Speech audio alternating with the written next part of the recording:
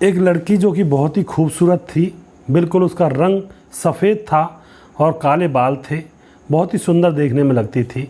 एक ईंट भट्टे में वह मिट्टी मिला रही थी पैरों से, यानी कि उसको ईंट बनानी थी, ईंट थापनी थी। वह किसी मज़दूर की बेटी थी। पैरों से वह मिट्टी को मिला रही थी पानी में, कीचड़ में, और फिर उसके बाद ईंट थापने का वह इंतज़ाम कर ले रखती है।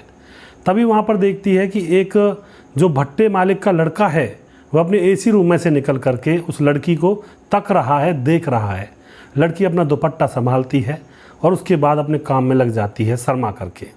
लड़का उसे देख करके वहाँ से चला जाता है और उसके बाद दूसरे दिन फिर आता है। और फिर दोस्तों उसके बाद इस कहानी में एक नया मोड़ आता है। आखिर क्या हुआ था उस लड़की के साथ और क्या किया था उस भट्टे मालिक ने उस सुंदर युवती के साथ। दोस्तों पूरी जानकारी लेने के लिए वीडियो को अंत तक ज़रूर देखिएगा। नमस्कार, मैं हूं सुदेश कुमार और तिरछी बात चैनल में आपका स्वागत है। एक अशोक नाम का आदमी रहा करता है जो कि बहुत ही पैसे वाला है। उसके साथ उसकी पत्नी और उसकी बेटी है जो कि MBBS डॉक्टर बन चुकी है, बेटा CA बन चुका है। तो घर परिवार में सारे लोग अच्छे खासे कमाने वाले हैं, कोई दिक्कत नहीं है। तो अशोक होता है, उसको गाँव में किसी का भट्टा मंदे यानी कि सस्ते रेट में मिल जाता है चलाने के लिए, तो एक भट्टा खरीद लेता है। भट्टा खरीदने के बाद अपने बेटे से कहता है, बेटा जिसका नाम हर्षवर्धन होता है, बेटे से कहता है कि बेटा तू नौकरी वोकरी छोड़ और अपने भट्टे को चलाने का काम कर, यहीं पर आ जा, इस भट्टे को संभाल ले। तो बेटा हर्षवर्धन नौकरी छोड़ करके उस भट्टे को संभालने के लिए वहाँ पर आ जाता है। उस भट्टे के अंदर 2 पति पत्नी पिछले 15 साल से काम करते थे। उनकी एक बेटी थी जो कि ननिहाल में रहा करती थी नानी के पास। अब वह वहाँ पर काम किया करते थे। तो एक दिन उस बेटी की नानी की मौत हो जाती है। तो वह 18 साल की बेटी अब अपने माँ बाप के पास आ जाती है। माँ बाप के पास आने के बाद माँ बाप के साथ वह ईंट पथवाती है, ईंट बनवाती है और गारा करती है, यानी कि मिट्टी को पानी से भिगोती है पैरों से मिलाकर और ईंट बनाते हैं माँ बाप के साथ। ऐसे ही वह ईंट बनाती रहती है। तो अब यहाँ पर क्या होता है, एक दिन जो भट्टे मालिक का बेटा हर्षवर्धन होता है AC रूम में बैठा हुआ था, तो कांच में से उसकी नज़र उस लड़की की तरफ जाती है जो कि दूर से ही बहुत ही सुंदर लग रही थी। बिल्कुल उसका रंग सफ़ेद था, नैन नक्श भी बहुत अच्छे थे।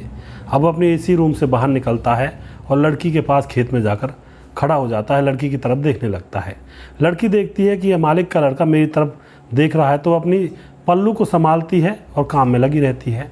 उसके बाद वह लड़का वहाँ से चला जाता है देखने के बाद। फिर दूसरे दिन आता है, फिर भी देखता रहता है और फिर चला जाता है। फिर तीसरे दिन आता है, फिर भी देखता रहता है। और अब तीसरे दिन उससे नहीं रुका जाता है, उस लड़की से बात करता है कि तुम्हारा नाम क्या है। तो वह लड़की अपना नाम बताती है। इतने में लड़की की माँ देख रही थी, दूर से वह एकदम से आती है और आकर के उससे कहती है हर्षवर्धन से, बेटा हम इतने बड़े आदमी नहीं हैं, तुम हमारी बेटी से बात मत किया करो, बदनामी का डर होता है। अपनी बेटी को भी धमकाती है कि तू इससे बात क्यों करती है। बेटी कहती है कि माँ मैंने बात नहीं की, वो मुझसे आकर बात कर रहा था। तो यह बात यहीं पर दब जाती है। अब हर्षवर्धन 6 दिन के लिए गायब हो चुका था।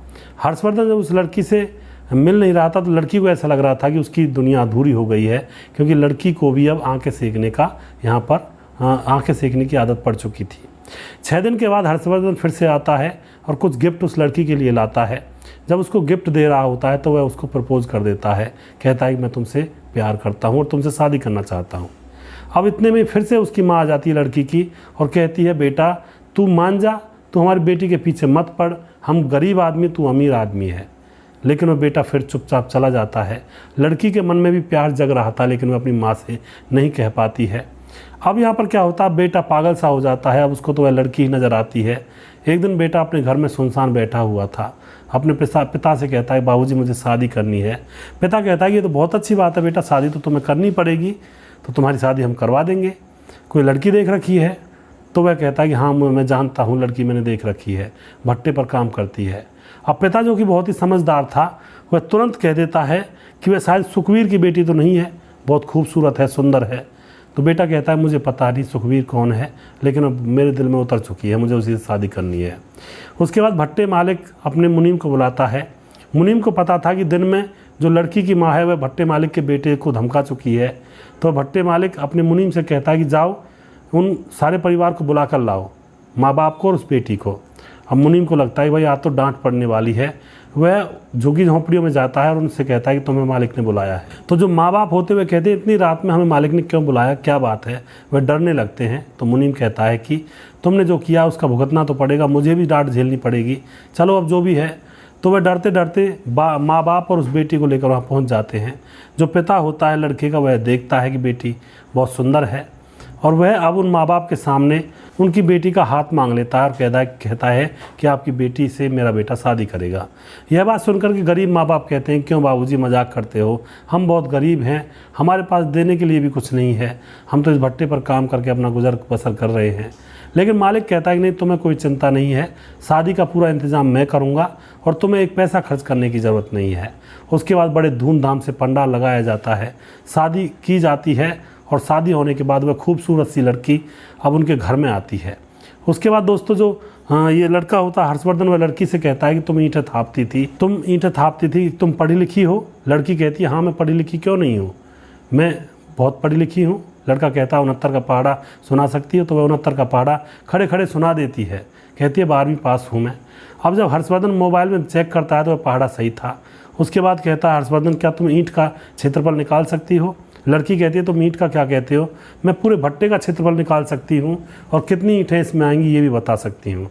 तो लड़का बहुत खुश हो जाता है और उसको गर्व होता है कि मैंने एक अच्छी लड़की को चुना है। उसके बाद वह परिवार हंसी खुशी रहने लगता है और लड़की उस भट्टे की मालकिन बन जाती है। तो इस कहानी के बारे में जो भी आप कुछ कहना चाहते हैं अपनी राय कमेंट बॉक्स में लिख सकते हैं, लोगों के साथ शेयर कर सकते हैं। एक कहा जाता है कि किस्मत इंसान को कहीं भी ले जा सकती है, ये किस्मत ही थी इस कहानी के अंदर उस लड़की की।